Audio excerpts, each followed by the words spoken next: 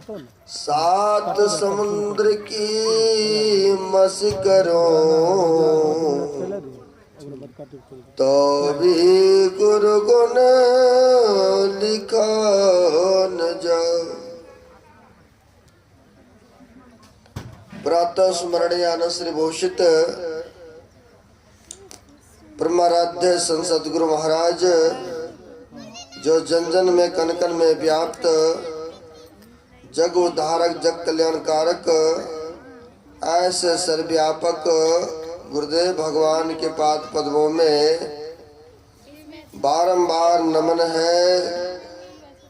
तीर्थों को भी पवित्र पावन करने वाले मंचस्थ पूज्य बाबागण, उपस्थित सदगुरु के सद्भक्तगण, जो मानव शरीर का कर्तव्य है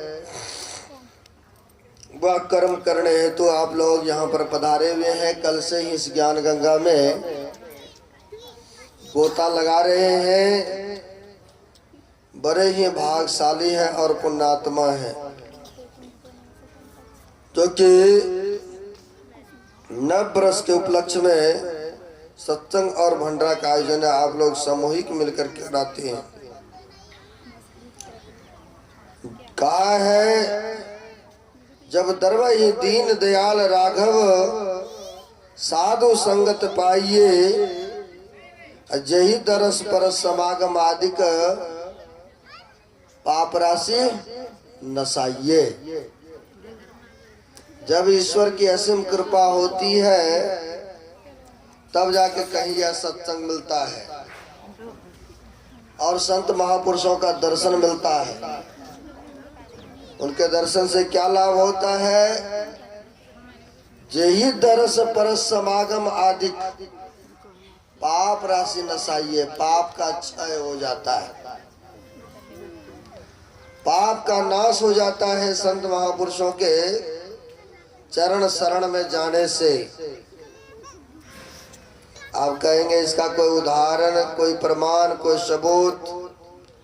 बाबा नानक साहब ही फरमाते हैं, संत शरण जो जन पड़े सो जन उदरन हार, संत के निंदा नानिका बौरी बौरी ले अवतार।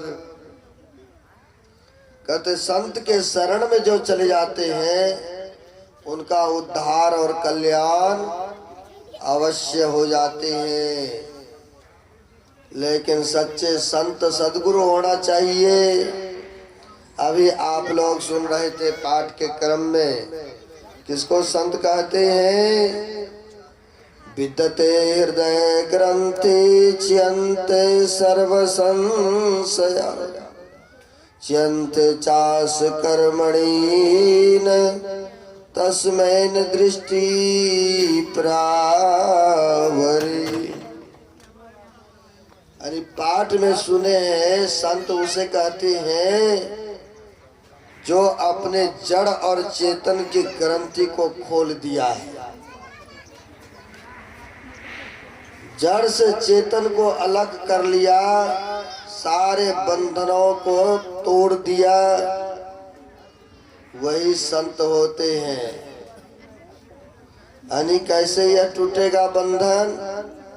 अंतर साधना करके बंधन जिसने तोड़ दिया, स्थूल का, सूक्ष्म का, कारण का, महाकारण का, जिसने चेतन इस जड़ से अलग कर लिया, वास्तव में संत वही होते हैं। जैसे दूध से घी को अलग कर देते हैं और घी से जो मर्जी मेवा मिष्ठान पूड़ी बनाना चाहते हैं व्यक्ति बना लेते हैं, लेकिन दूध से पूड़ी मेवा मिष्ठान नहीं बन पाएंगे। ठीक उसी प्रकार से ये शरीर में हम लोग हैं, लेकिन जड़ में चेतन मिश्रित है।